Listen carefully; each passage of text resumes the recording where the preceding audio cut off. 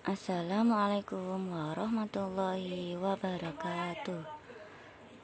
Bismillahirrahmanirrahim. Asyhadu an la ilaha illallah wa asyhadu anna Muhammadar Rasulullah. Allahumma sholli ala Muhammad wa ala ali Muhammad walhamdulillahirabbil alamin.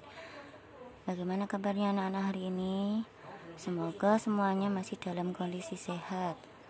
Hari ini Ustazah melanjutkan materi kita yang minggu kemarin, yaitu hijrah Nabi beserta dengan kaum muslimin ke Habasyah. Kali ini adalah lanjutan materi kita, yaitu materi yang kedua, yaitu peristiwa hijrah ke Habasyah. Nah, langsung kita lanjutkan ya. Hijrah ke Habasyah meliputi 2 tahap. Yang pertama adalah tahap pertama, di mana tahap pertama Nabi beserta dengan kaum muslimin melakukan hijrah yang dilakukan pada bulan Rajab tahun ke-5 kenabian. Kemudian rombongan dipimpin oleh Utsman bin Affan. Rombongan terdiri dari 12 laki-laki dan 4 perempuan. Nah, beberapa ini namanya di sini ya, ada Utsman bin Affan, Abu Zaifah, Zubair bin Awan, Mus'ab bin Umar, Abu Salamah beserta istrinya, Utsman bin Mas'un, Abdurrahman bin Auf. Kita lanjutkan. Di dalam hijrah ke Habasyah yang tahap pertama ini, rombongan kaum muslimin melakukannya secara diam-diam atau mengendap-endap pada saat kondisi malam gelap gulita. Kenapa? Supaya tidak diketahui oleh kaum Quraisy yang selalu menghalangi dan mengejar mereka ya. Kemudian rombongan juga menuju laut atau menyusuri pantai, mengarah ke pelabuhan, kemudian menaiki 2 kapal dagang yang akan berlayar menuju Habasyah.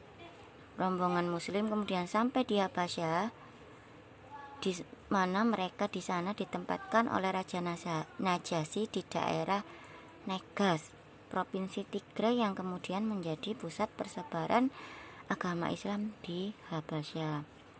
Kurang lebih selama 3 bulan, kaum muslimin tersebut menetap di Habasyah dan mendapat perlindungan dari masyarakat serta Raja Najasyi. Kemudian setelah 3 bulan, ternyata para sahabat mendengar kabar bahwa masyarakat Makkah telah memeluk Islam. Mendengar hal tersebut, beberapa sahabat ingin kembali ke Makkah. Namun, kabar tersebut tidak sepenuhnya benar. Kita lanjutkan. Beberapa faktor yang menyebabkan terjadinya hijrah Habasyah tahap kedua. Ya, jadi hijrah ke Habasyah ini dilakukan melalui 2 tahap. Tahap yang pertama tadi sudah Ustazah jelaskan, yang kedua adalah berikutnya, yaitu ketika Rasulullah membacakan surah Al-Quran, yaitu surat An-Najm 62. Nah, pada ayat tersebut Allah memerintahkan untuk manusianya atau yang diciptakannya untuk bersujud. Seketika itu Rasulullah bersujud. Kemudian secara spontan dan serentak diikuti oleh beberapa orang Quraisy. Namun dari kejadian tersebut orang Quraisy menyebarkan fitnah dan kebohongan, yaitu Nabi Muhammad telah menyembah berhala diikuti sujudnya bersama dengan orang Quraisy. Berita sujudnya orang Quraisy tersebut bersama Rasulullah sampai juga ke telinga kaum muslimin, sehingga kaum muslimin melakukan hijrah kembali ke Mekah, karena kaum muslimin telah mengira bahwa Mekah telah aman dan kaum kafir Quraisy telah memeluk agama Islam. Ternyata anggapan kaum muslimin salah, sehingga mereka kembali lagi ke Habasyah dan melakukan hijrah, yaitu masuk ke dalam rombongan hijrah Habasyah ke tahap kedua. Nah, dari rombongan tersebut ada yang melakukan hijrah atau melakukan hijrah ke tahap kedua, ada juga yang melakukan perpindahan atau memasuki Mekah secara diam-diam. Nah, di hijrah ke Habasyah tahap kedua ini, yang pertama adalah hijrahnya terjadi pada bulan Syawal di tahun yang sama. Kemudian perjalanan yang ditempuh lebih sulit dari tahap pertama. Mengapa?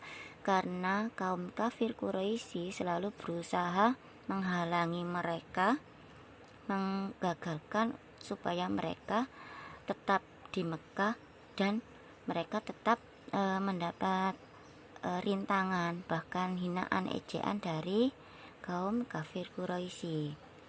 Namun karena keteguhan iman kaum muslimin sehingga mereka selalu dilindungi Allah sehingga dimudahkan untuk hijrah ke Habasyah.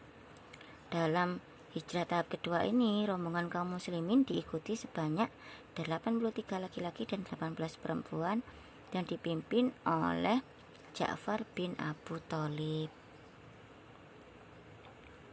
Nah, mungkin itu yang bisa Ustazah sampaikan pada materi hijrah ke Habasyah saat ini. Insya Allah akan kita lanjutkan minggu depan dengan materi kelanjutannya. Mungkin kita tutup dengan bacaan hamdalah dulu ya. Alhamdulillahirrabbilalamin. Ustazah akhiri, wassalamualaikum warahmatullahi wabarakatuh.